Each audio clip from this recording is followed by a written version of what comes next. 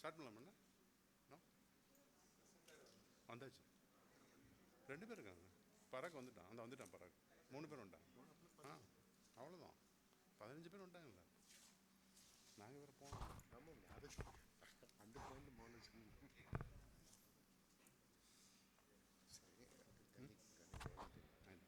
நான் சொல்கிறேன், முடிச்சுடுவேன். Good evening, everyone. I welcome all the senior members and friends for this month's meeting of Indian Society of Gastroenterology Tamil Nadu chapter. I request our President, Dr. Venkatakrishnan, to give the welcome address.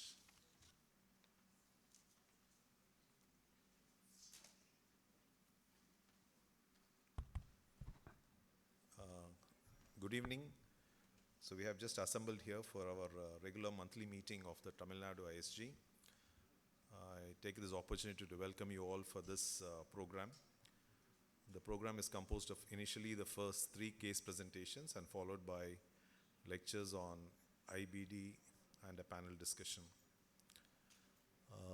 Without wasting, recently in Calcutta we had the state chapter presidents meeting with the national president. Probably the first time the national president has met all the state chapters. And they were very appreciative of 2 state chapters. One was Tamil Nadu and the other was Kerala. They were very, very appreciative, and they really appreciated the fact that we brought up the journal as well as we do multicentric studies. So without wasting time, we'll start the program, and I take this opportunity to welcome you all again. Thank you.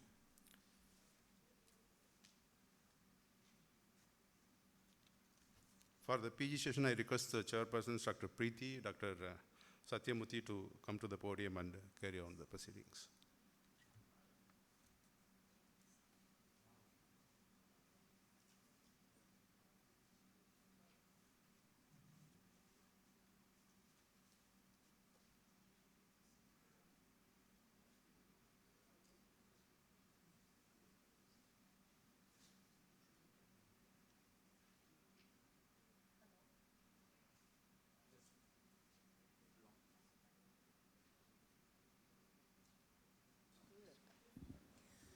Good evening. A very warm welcome to all of you. Let's start off with the PG session without any delay. We have 3 case presentations. The first one is an interesting case of intractable seizures. Dr. Surbhi Satish Kumar from Ramchandra. Can we call Dr. Surbhi onto stage, please?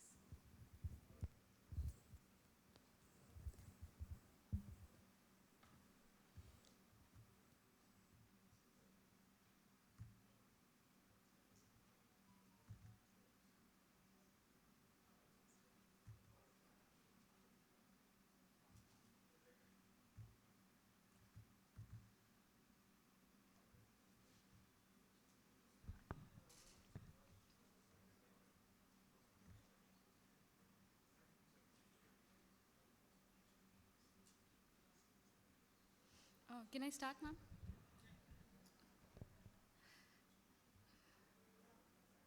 Ma'am, can I start?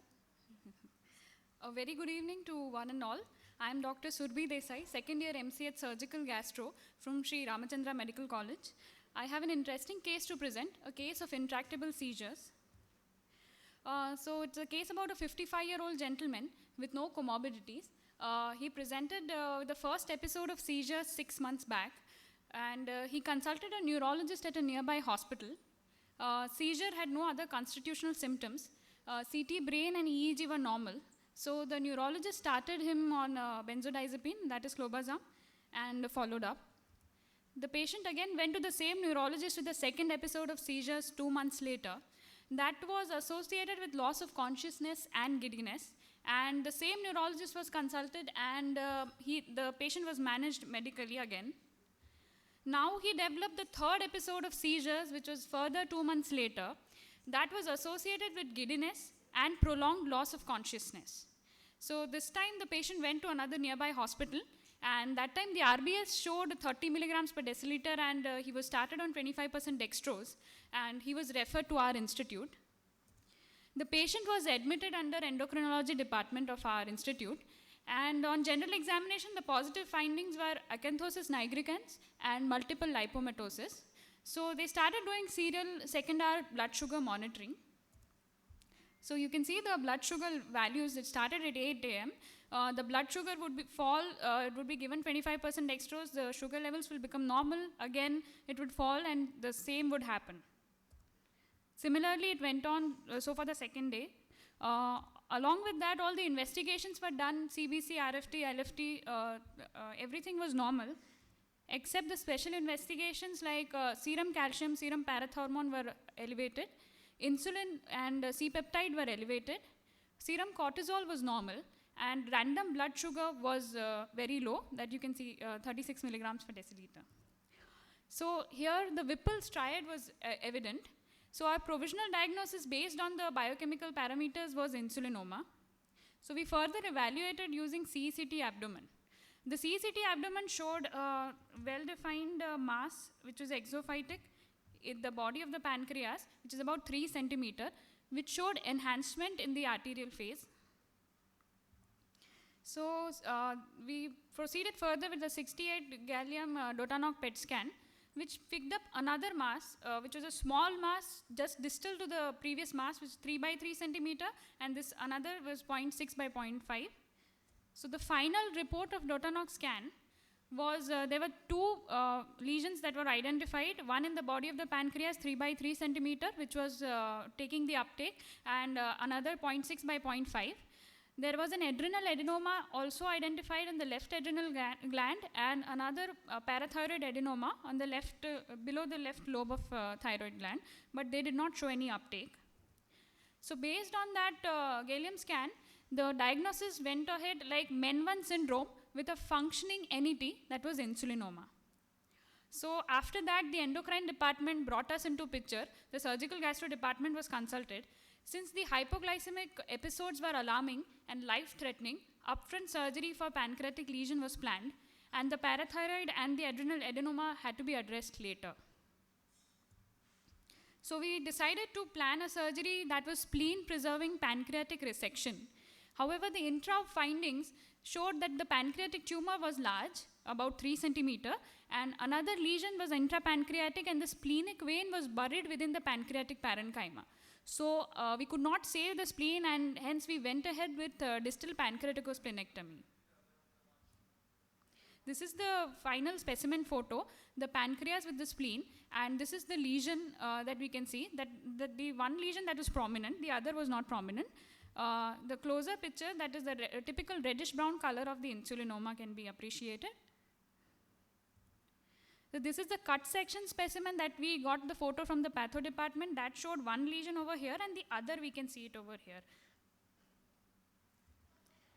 So on the left side you can see the Dotanoc scan showing 2 lesions, and on the right side you can see the cut section specimen showing both the lesions in the specimen.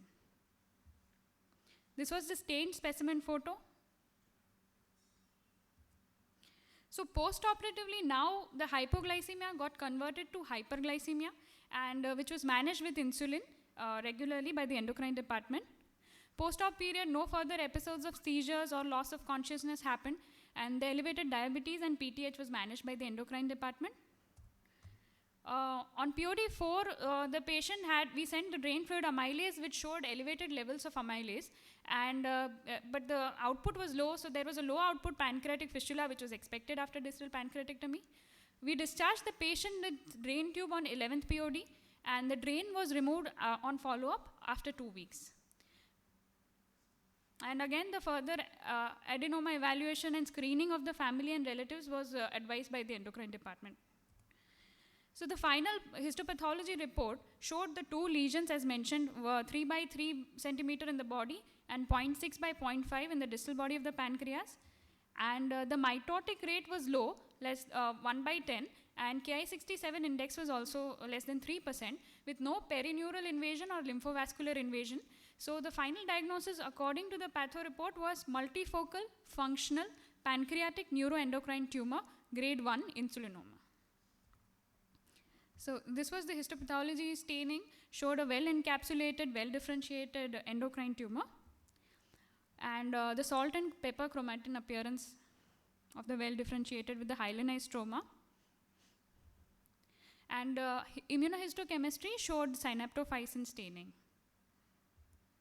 So moving on to the discussion part, insulinoma is the most common functional